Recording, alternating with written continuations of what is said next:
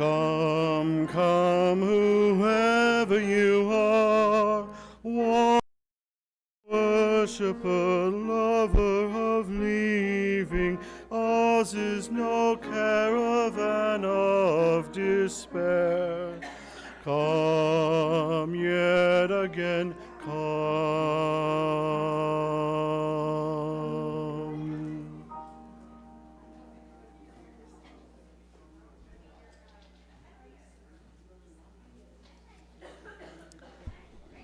The music you just heard is your invitation to settle in and prepare for our worship service. Please make sure your phones are on silent mode or airplane, and that helps us with our stream.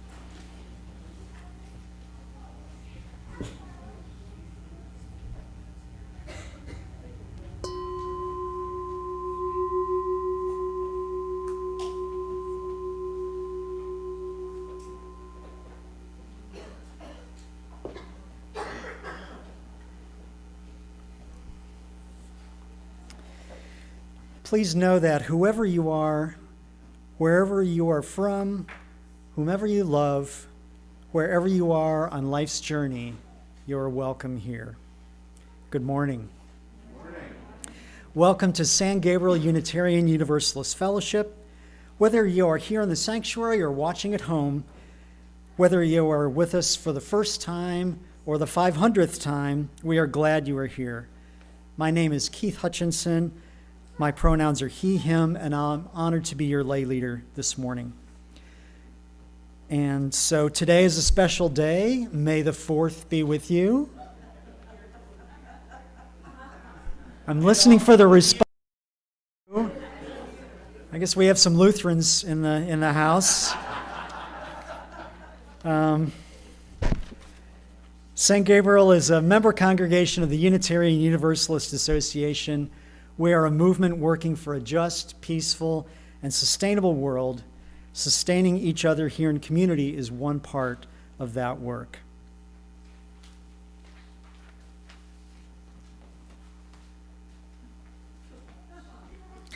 Good morning. Good morning. My name is Yoda. My pronouns are they, them. And I'm not here to serve you. My name is Eric Hepburn. My pronouns are he, him. I'm honored to be your pulpiteer. For those of you who really got dressed up today, thank you. I had to honor that by at least doing something. But I have to tell you that I didn't chicken out, but I did cheap out. Ever since I saw the first Star Wars movie, and I did the math, I was 4.5 years old, I've wanted a set of brown Obi-Wan robes. And I thought of 2 weeks ago when I decided to do this service that I was going to get some for myself. And then I looked at how much they cost. And I was like, no, do that. But anyway, so I'm afraid the hat's not going to last either because my head is already sweating. So welcome this morning. I was reminded by our experience in the parade a few weeks ago of the work of keeping joy in what we do, of keeping humor in what we do. I know that I've hit you all a lot recently with some underdeveloped things like our ability to process and practice grief, to not close off our minds and hearts to the pain and suffering of the world. And I continue to believe that our ability to experience the highs of life is deeply related to our ability to also experience the deep sorrows that life brings. We can't numb just part of that. We numb it all, or we learn how to live in the all of it.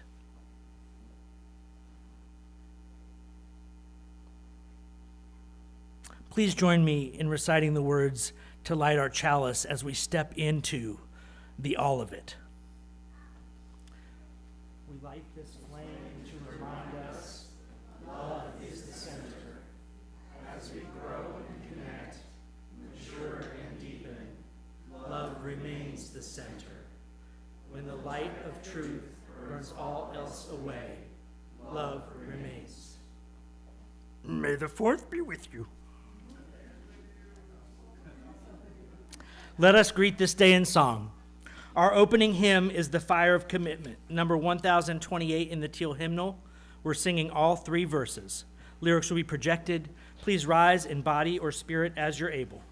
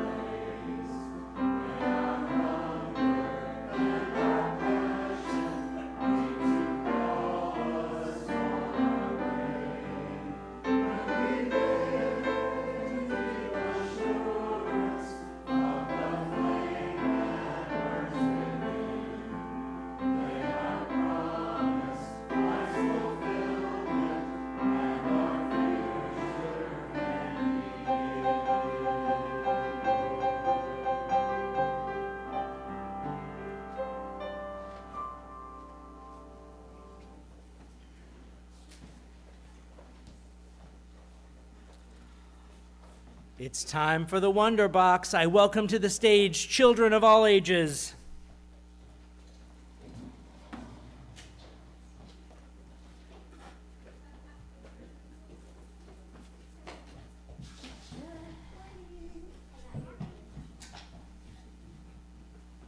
Morning, friends. We are in a brand new month, and that means a brand new theme in RE. This month we are exploring different ways. We're glad you're here today. We're going to use our imagination. So if this month's theme is imagination, I wonder what's in the Wonder Box today. Let's see. You want to undo the light? What is it? What is it? It's a My Little Pony. That's interesting. I wonder what a My Little Pony has to do with using our imaginations. Any ideas? It's not real. Imagining creatures are not real. It's not real, that's right. My Little Ponies come from a make-believe world. And make-believe worlds come from our imaginations, that's right. Using our imaginations to create and enter make-believe worlds can give us a great sense of fun, since it's all about feeling free to be and experience anything you want. Today, we will be exploring using our imaginations for adventurous fun. But before we do that, I want to share a Taoist wisdom tale with you called Zhuangzi and the Butterfly Dream.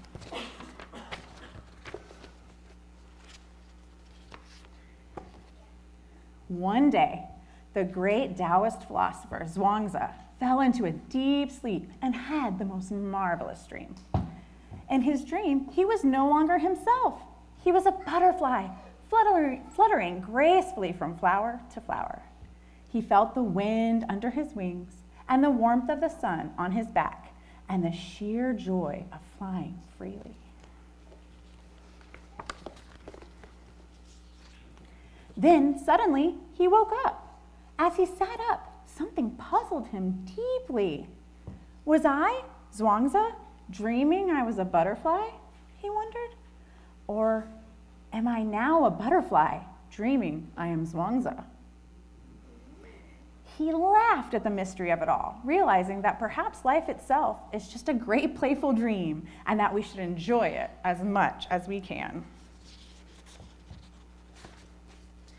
This story has been interpreted many ways. I love that it reminds us that our imagination can create beautiful and freeing experiences, just like Zhuangzi used his imagination to become a butterfly. Our imaginations allow us to experience ourselves and life in so many different and fun ways.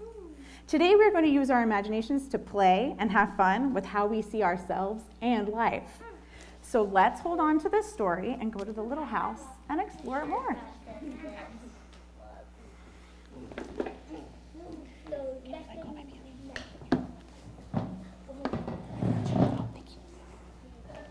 All right, you ready to go to the little house? Let's go.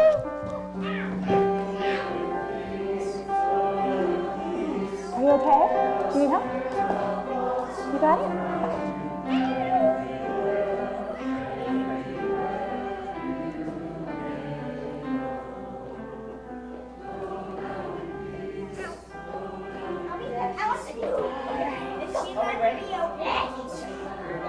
You okay? Did you hurt your knees? Yes.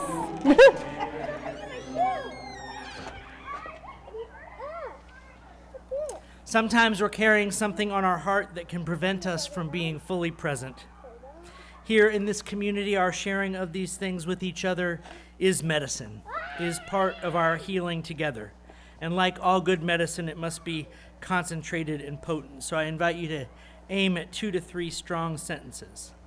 So if you're carrying a joy or a sorrow or both on your heart, I invite you to share. Please raise your hand for the microphone.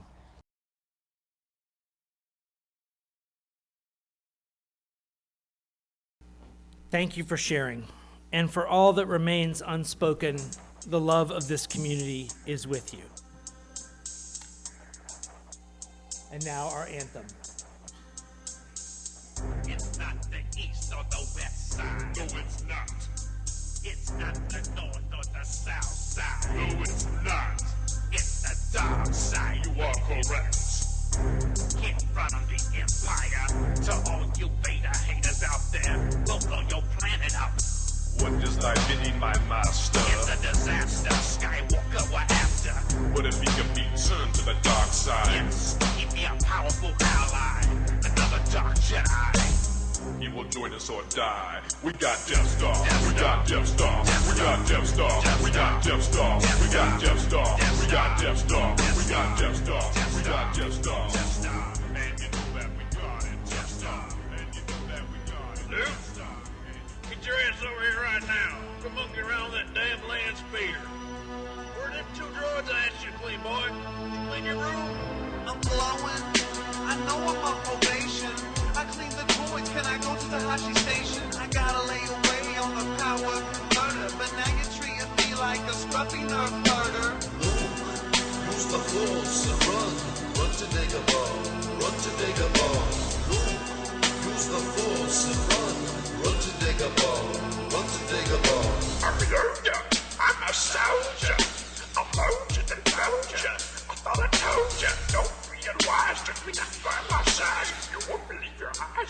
actually right. Yoda, why you being a player hater? You know that I still must confront Lord Vader. But Luke, not ready or you. But there's a city in the clouds where they're keeping my crew.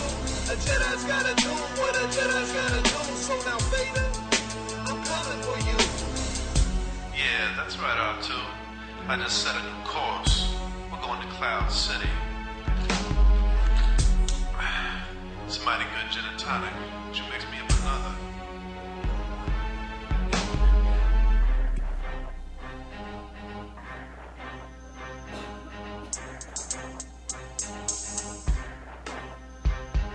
Impressive, now release your anger. You must have sensed that your friends are in danger. Oh, why'd you slice off my hand? It's imperative that you understand. Obi-Wan would never bother. Tell me more about your father. He told me enough. He told me you killed him. Then there's something I must reveal. Then I'm your father. I'm your father. I'm your father. I'm your father. I'm your father.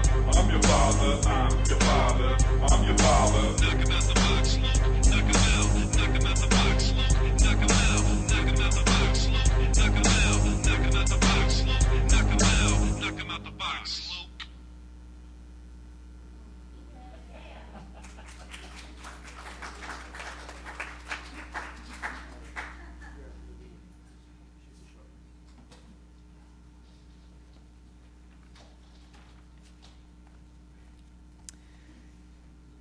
I invite you to a place of deeper stillness and reflection with this line from Obi-Wan Kenobi. You're going to find that many of the truths we cling to depend greatly on our point of view.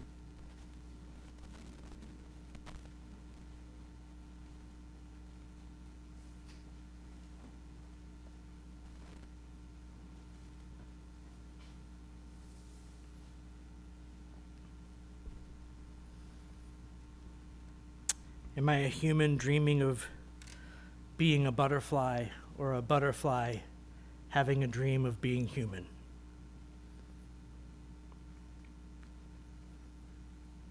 Einstein said logic will get you to from A to Z, but imagination will take you everywhere.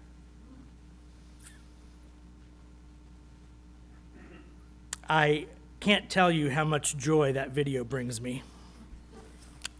I was glad to see at least one person in the audience singing along who also knew all the words like I do. When I played it for my friends last night at game night, I think they were more amused by the fact that I sang along through the entire thing than they were amused by the actual content, and that's all right.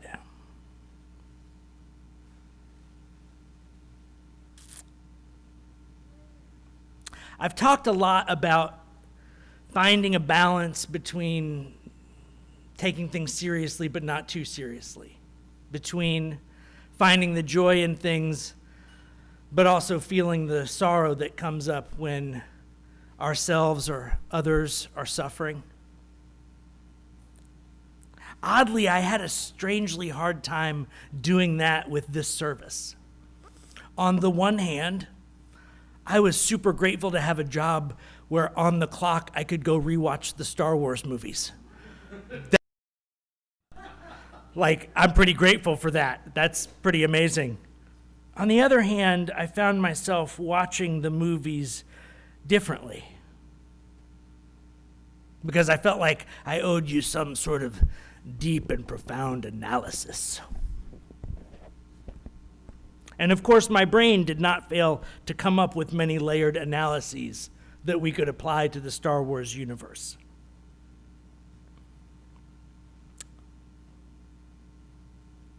But most of them were critical, because that's what brains do.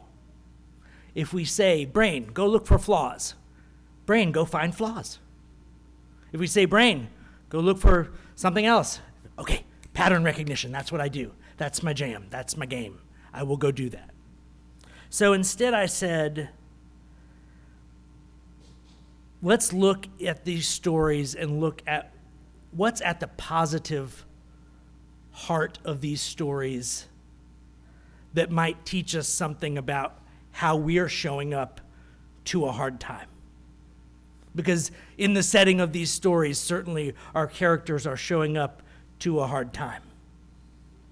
They're showing up to a rise of authoritarianism that might resonate with a few of you who share that perspective on where we're at in our own global history at this moment.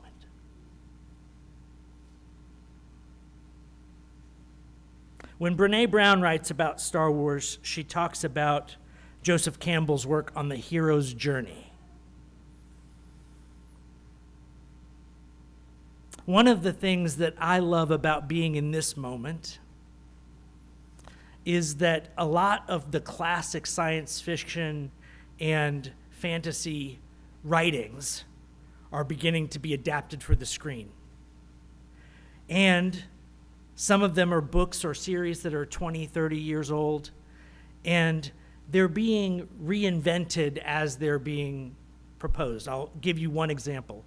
The Wheel of Time is a ridiculously long, I believe 19-book series by Robert Jordan, and then after he passed, Brandon Sanderson took over helping ghostwrite the last, I believe, 5 volumes. But here's the beauty of the way that it's being reproduced in and for today. It is not the egocentric great man of history version that Jordan originally wrote. Jordan did the colonialist patriarchal thing. Super strong central male character, the thread in the pattern upon which you can hang the whole world. Right? This is the pattern of patriarchy and colonialism that I think we're trying to heal from. This idea that you can pull a thread from the pattern and hang the weight of the fate of the world on that one thread. As if its removal from the pattern didn't take away everything that made it what it was. So I want to introduce an updated version of the hero's journey for you today. The positive side of the hero's journey is an invitation to inhabit our own story deeply, to step up with courage and bravery when the opportunity arises. Sometimes, and you know this from every story you've read, to fail to do so.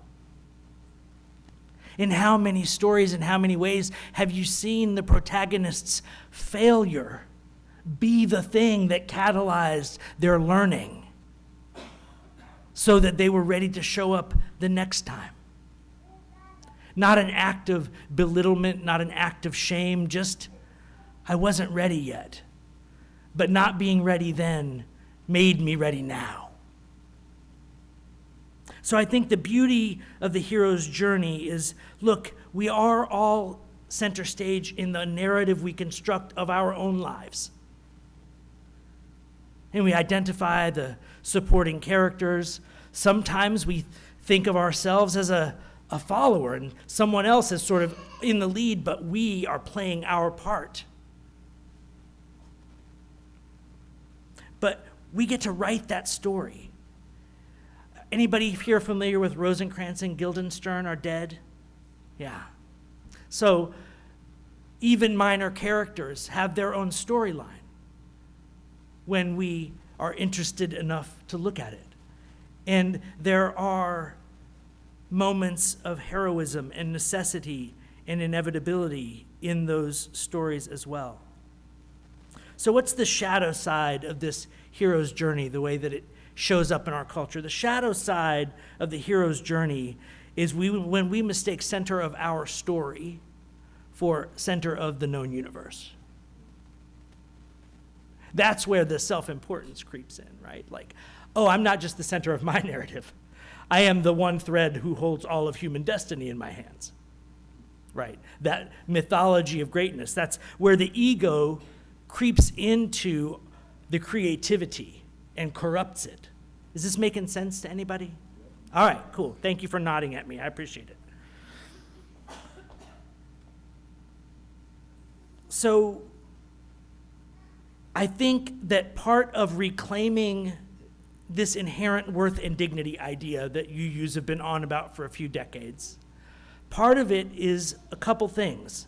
One, knowing that each of us gets to write our own hero's journey about our life and to be invited deeply into that process, to be able to narrativize, to write the story of your life, and to choose in moments of hardship, in moments of choice, how do you show up to that moment? Because that's when you're doing your writing, especially in those moments is when you write the story of how you're showing up to your journey. And what is the near enemy that we want to avoid? The near enemy is that thinking because we are at the center of our own narrative, that we should be at the center of everyone else's. And we see that form of ego, both individually and collectively, out there in the culture. We see it in a theory that, well, there was only one human being responsible for Nazi Germany. And we know his name, and we've demonized that name, and now it's all just, oh, it was just his fault. That's called scapegoating, my friends. It's called scapegoating. It denies the agency of everybody else who is involved, and by denying their agency, you also close off their chance to find healing in their journey, whatever that looks like for them. One of the deep presumptions of my work, and I've been forced to face this in some email exchanges with some congregants recently. The central calling of my work is that we are all worthy and deserving of healing, and I haven't met a human being yet who didn't need some. This last seems to be the point of contention with some. This last seems to be the point of contention with some.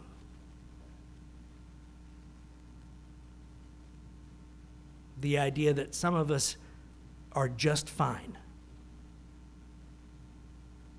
I don't know how you can have your eyes and heart open in the world as it is today and say, I'm just fine.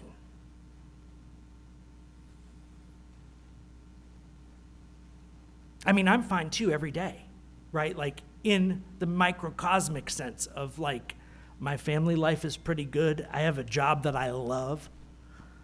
I have enough food on the table. But when I allow myself to open to what's really going on in the wider world, to the wars and the poverty, to the displacement and the violence, I don't feel okay about that. I don't mean I don't think it's all right. I mean, I don't feel okay about it.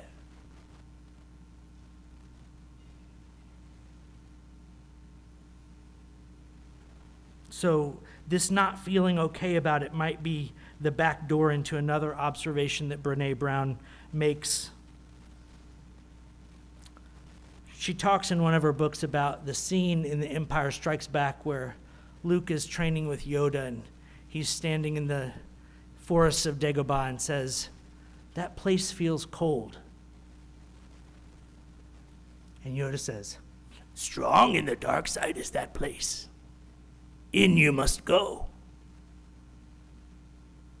Your will not need them." But he straps on his weapons anyway. And he climbs down into this dark place. And then suddenly out of the shadows of this cave comes the nemesis, Darth Vader. And he pulls out his lightsaber and they battle. And he decapitates Vader. And Vader's decapitated helmet is laying on the floor, and suddenly the faceplate blows up. But it's not Vader's face in the helmet. It's Luke's face.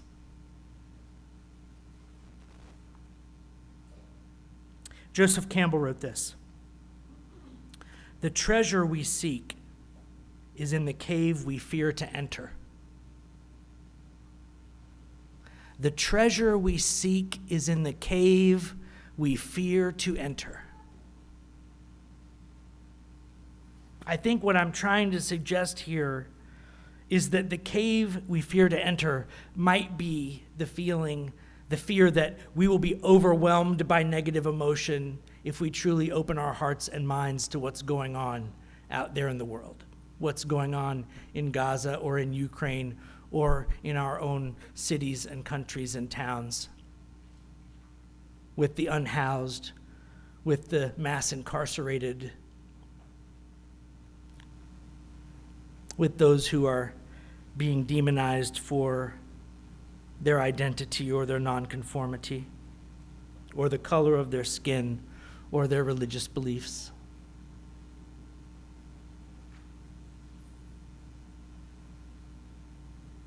We might be overwhelmed.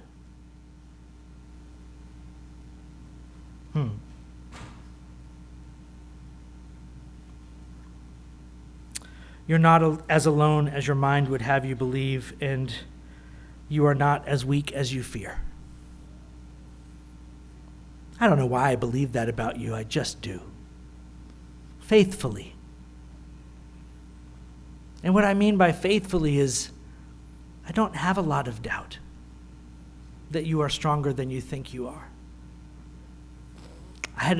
My ex-wife and I had a favorite movie when we were in college called Damage. And in it, the Juliette Binoche character says, damaged people are dangerous because they know they can survive.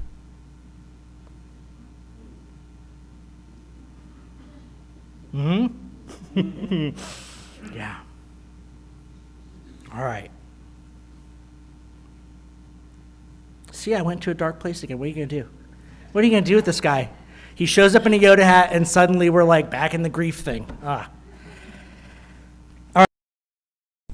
I'm just going to take a couple more minutes and say a few more things about what I think is transformative potential in, we'll call it the speculative fiction world, Star Wars, Star Trek. I do want to differentiate, though, that I think part of what made Star Wars so successful is that it was not pure sci-fi. Let me explain what I mean. Science fiction is speculation about the nature of physical laws in the universe. Fantasy is about speculation on what we might call extraordinary or abnormal human powers, usually framed as magic. So in any fantasy work, there is magic at play. And by definition, magic is human beings, just like we know ourselves to be, who either, some of them or all of them, have access to powers that we could imagine but don't have. And that's the way the Force manifests in the Star Wars universe. It is a form of magic by which you can influence the thoughts of the weak-minded, by which you can move physical objects, by which you can gain access to the unfolding of causality in time-space. You can know that sometimes. See, that's magic, right? It's not science, right? There's no long excursus in Star Wars about the way that space-time unfolds such that having midi-chlorians in your blood gives you access to that data. There's not a scientific explanation, which makes it not sci-fi. It's a fantasy element. And I think the merging of fantasy and sci-fi in the universe is part of what made it so broadly compelling. There was something for the intellectual nerds, and there was something for the artists. So the artists are usually drawn to the magic, and the nerds are usually drawn to the science. And this had a healthy enough mix of both that everybody was happy. Well, maybe not everybody. There are Star Wars haters, after all. But it's a hybrid. And magic is a very interesting way to literalize things that we care about. Give you a couple examples. How many people here have pondered on the nature of Gaia and interconnection, as a beautiful, man, that's cool? Seen the movie Avatar? That's literalization, right? Gaia isn't a theory, and it's not an ephemeral thing that you can think but barely feel. It's like, no, here's the tree you plug into, and everybody's got the socket at the end of their braid. And you plug the socket into the tree, and now you're connected to Gaia. Ta-da! It's magic, or science, or a little bit of both. But it's a literalization of something that we suspect as if through a glass darkly, to use a famous phrase from the genre. His dark materials, known better to some of you perhaps as the Golden Compass series. What would happen if the soul manifested outside the body in animal form? The whole book, the premise of the whole universe that they construct in this series of books is the soul is not inside your body, it's outside. And when you come of age, its form stabilizes into an animal form. Right? So he took the existence of the soul as an interior experiential matter, and we, through imagination, literalized it into a manifestation that we could interact with, right? You no longer have to look like the crazy person on the bus to talk to your soul in this universe. In this universe, your soul is sitting next to you on the bus, and it's totally fine for you all to have a conversation, right? What a freedom that is. What a freedom to be able to have a conversation between your intellect and your soul out loud without people looking at you like you're crazy. What a blessing that would be.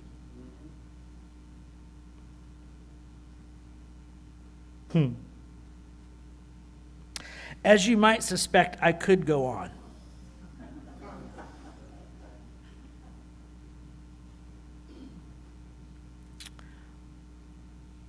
I think I talked about this at the beginning, but I want to wrap back to it. This remake of The Wheel of Time, as well as the remakes of several other things that are happening right now, I think they're getting radical inclusion right. They're not trying to take the one thread out of the pattern of intersecting lives and circumstance and say, this is the one golden thread. Without it, the garment is worthless, and upon it we can hang the weight of the world. It's saying, oh, life is always more complicated than that. Like if this thread isn't supported by the relationship of these other threads, that single thread is what's weak. It is the fabric we weave together by each owning our own hero's narrative. The fabric we weave with each other in relationship is what holds the promise.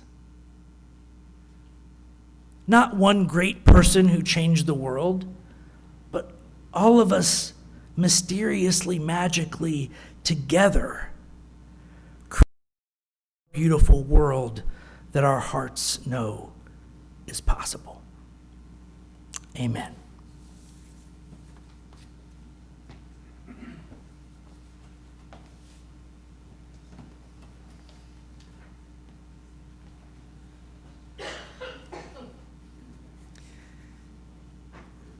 We take an offering each week to sustain this spiritual home and to support the work of our fellowship. If you are visiting, we invite you to fill out a visitor card, which you can find in front of you and return it in the plate, or return at the visitor's table in the back. Our offertory music, we have Everything Possible performed by Jackie Koresh and the San Gabriel Choir. The offering will now be received gratefully. Thank you.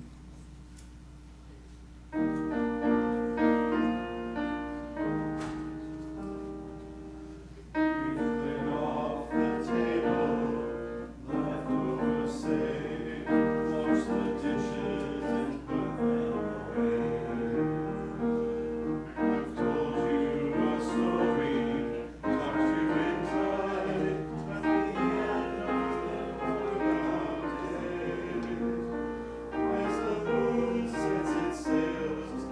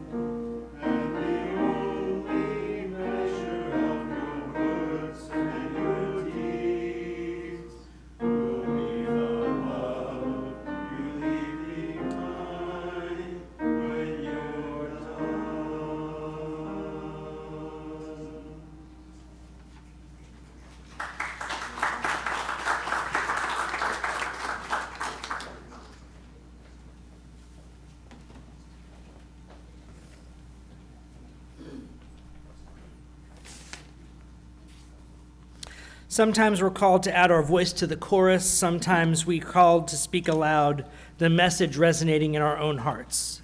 If you're called to reflect on today's service or express a gratitude, please raise your hand for the microphone. I will go first. We are having a potluck today after service, and I just want to say thank you to all the people who showed up early to make sure everything was set up for the potluck. I don't know all the names, but I do know that we owe a special thanks almost every Sunday to Kelly McGinty for the water she carries and making sure that the kitchen things work right. So thank you, Kelly. And also she carries a lot of water for the drum circle for those of you who've been to that.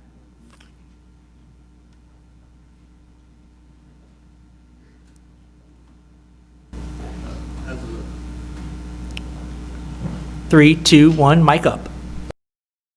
As a fellow nerd, I just want to say I appreciate the sermon today. Well, I also appreciate the bravery to show gangster rap to a bunch of senior citizens.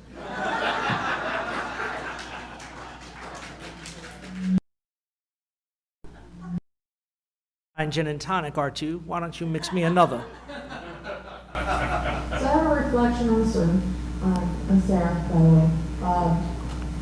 So, objectively, Empire's the best. Okay. You know what I'm saying? The cave scene, however, which you already described, so I'll skip that bit. As a child, I always assumed that it was a foreshadowing of Luke's relationship to Darth Vader. As an adult, I assume it is a message made very, very clear that your own hate against even a very oppressive enemy will very easily destroy you. Amen for that onion.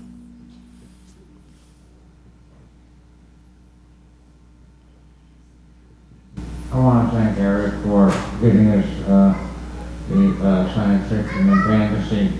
I was thinking about costuming in the Jedi cloak too. The problem is that they are awfully expensive, and besides, if you don't have a real lightsaber, you'll look just as much like a medieval monk, which is not the way you want it. So I'm saying that to an alien anyway.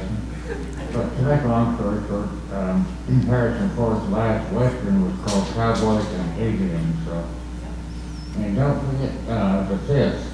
I mean, the fourth is big, but the fifth is the last, represents the last time that a European imperial ruler under France was in charge of Mexico, and he got kicked out on May 5th. So let's thank that, because that let Mexico become a democratic country again. Thank you.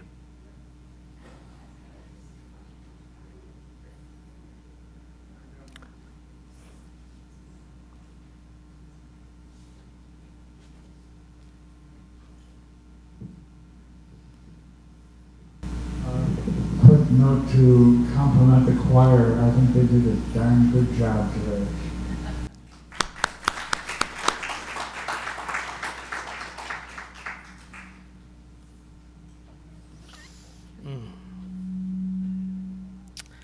Thank you for sharing.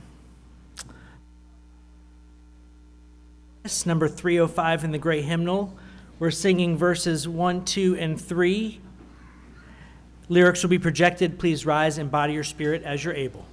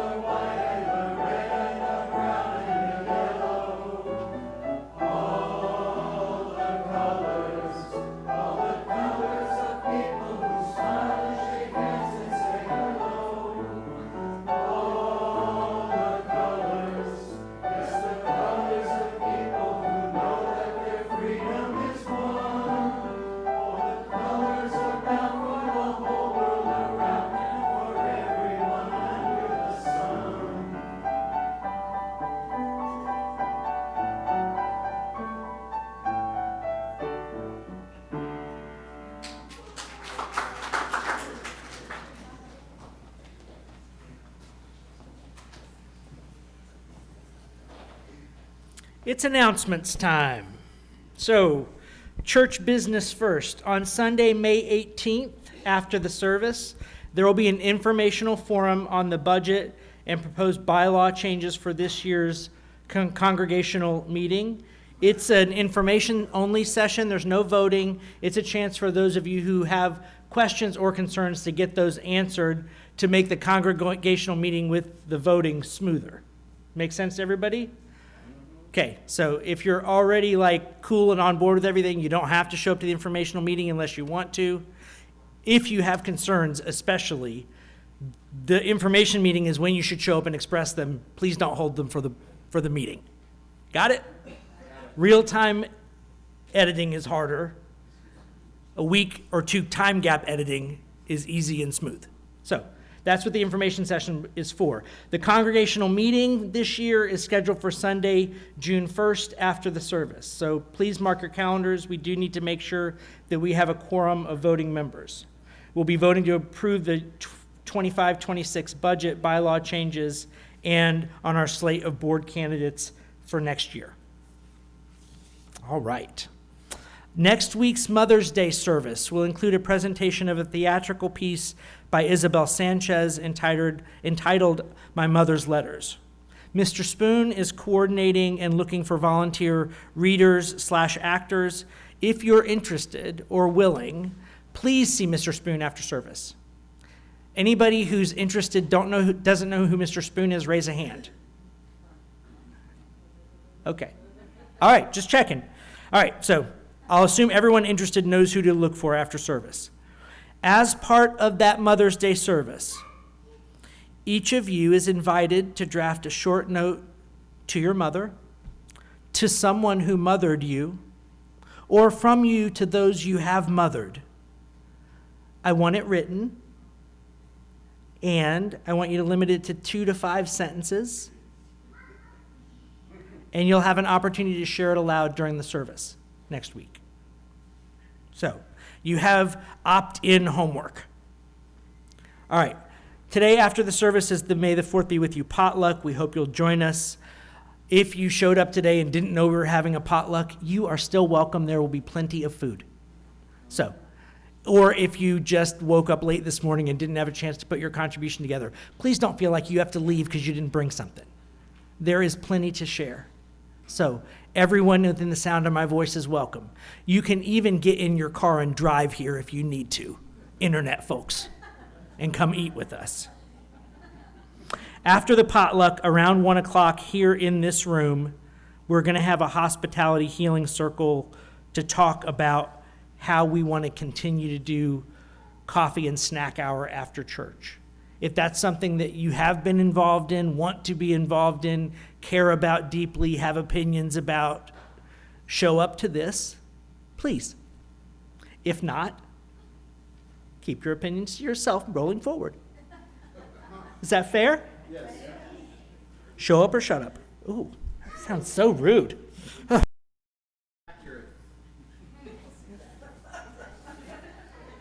Unkind it was, and unacceptable. All right, so we're doing that. I'm going to turn this over to Keith now for our affirmation.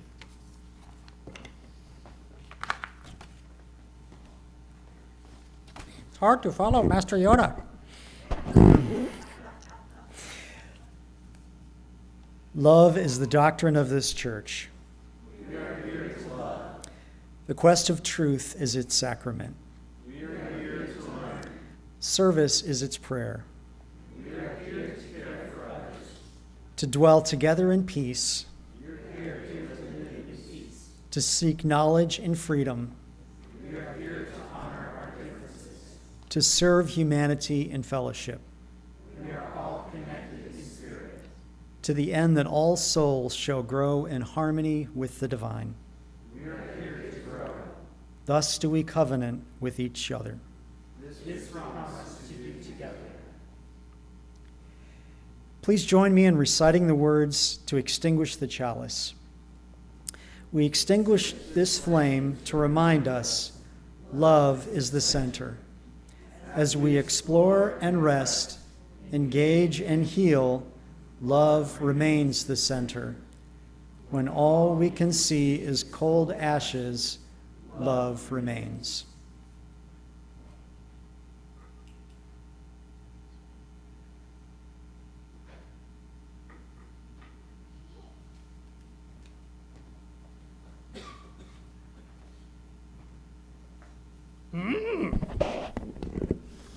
Questions more profound than answers, may you find.